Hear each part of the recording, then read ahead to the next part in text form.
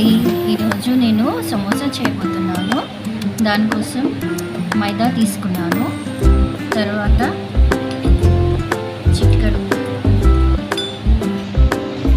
చిటికెడంతా salt తీసుకున్నాము. తర్వాత కొంచెం ఆయిల్ వేసుకుంటున్నానండి.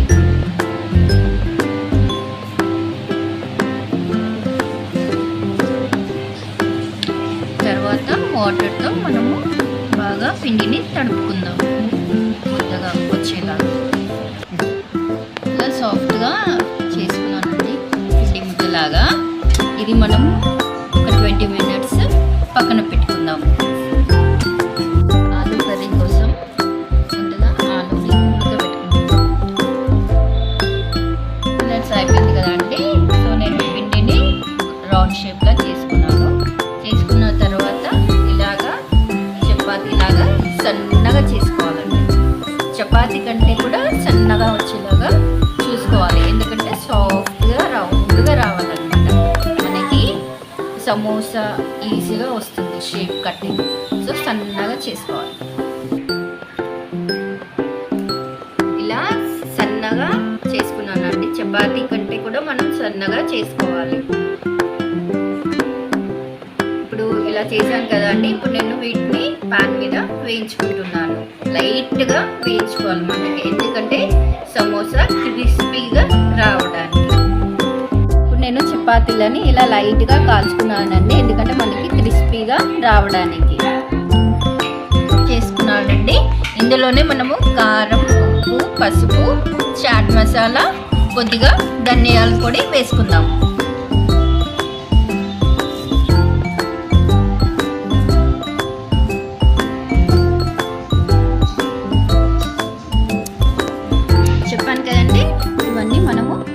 వేసుకున్నాక బాగా కలుపుకోవాలి, మిక్స్ చేసుకోవాలి. ఇలా నేను బాగా మిక్స్ చేసుకున్నానండి. నెక్స్ట్ మనము దీన్ని కర్రీ ప్రిపేర్ చేసుకుందాము. ప్యాన్ పెట్టుకొని తగినంత ఆయిల్ పోసుకొని జీలకర్ర ఆవాలు వేసుకొని ఇది పేస్ట్ మనము అంటే ఆలు పేస్ట్ దాంట్లో వేసుకొని బాగా కలుపుకోవాలండి. తర్వాత పైన గార్నిష్ కోసం కొత్తిమీర, కల్మాకు వేసుకోవాలి. అంతే అంతే, కర్రీ ప్రిపేర్ అవుతుంది. ఇలా ఆలు కర్రీ ప్రిపేర్ చేసుకున్నామండి. నెక్స్ట్ మనము సమోసాలు ఎలా కట్ చేయాలో చూపిస్తాము. ఇప్పుడు సమోసాని మనము స్క్వేర్ షేప్ లాగా చేసుకోవాలి. చపాతీ తీసుకొని సైడ్స్కి కట్ చేసుకోవాలి, స్క్వేర్ షేప్ లాగా రావడానికి.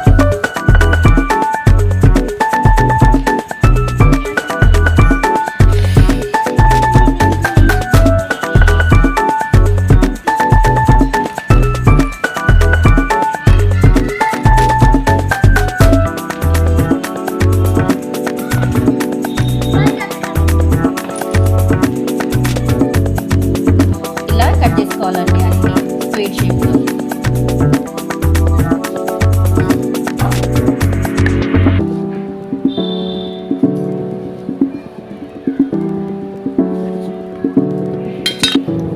ఇలా అన్ని స్క్వేర్ షేప్ లాగా వచ్చేలాగా చేసుకోవాలండి.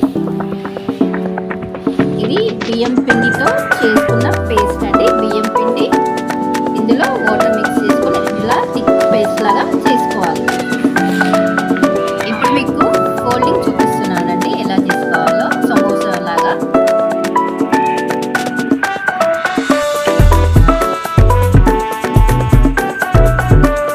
కొద్ది కొద్దిగా మనము బియ్యం పిండితో కలుపుకున్నాం కదా పేస్ట్, అది పెట్టుకుంటూ చేసుకోవాలి. ఎందుకంటే మనకి కర్రీ అనేది బయటికి రాకుండా ఉండడానికి స్టిక్ అవ్వాలి కదా.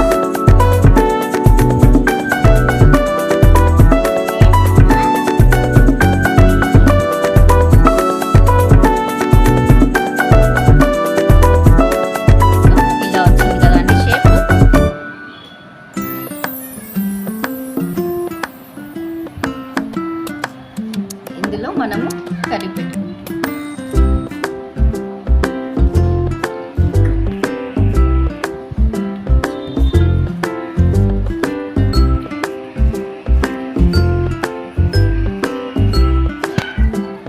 ఇలా ఫిల్ ఫిల్ చేసుకోవాలండి మొత్తం.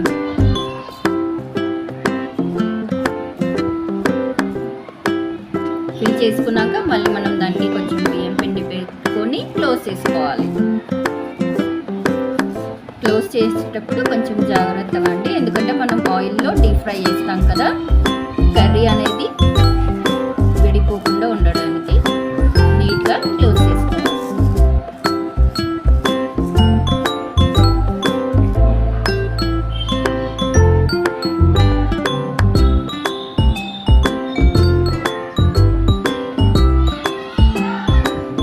ఇలా నేనైతే ఒక 2 చేసుకున్నానండి.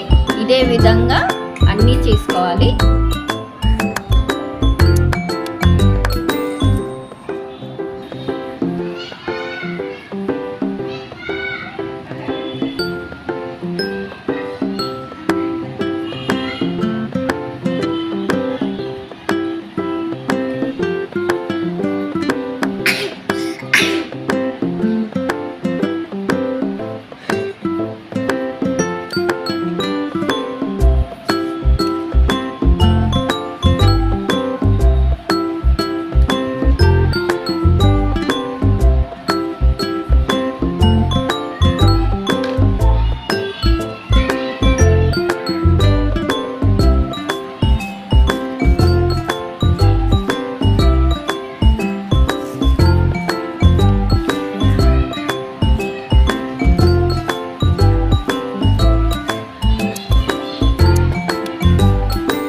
అన్నిటినీ ఫోల్డ్ చేసుకోవాలండి. అది మనం మైదా పిండితో పేస్ట్ తీసుకున్నాం కదా, దాంతో మైదా పిండి లేకపోయినా బియ్యం పిండి అయినా పర్లేదు. ఇలా అన్నీ చేసుకున్నానండి సమోసాలు. నెక్స్ట్ మనం ఇంకా వీటిని వేయించుకుందాము నూనెలో. ఇలా మనం సమోసా ఆయిల్లో వేసుకోవాలి.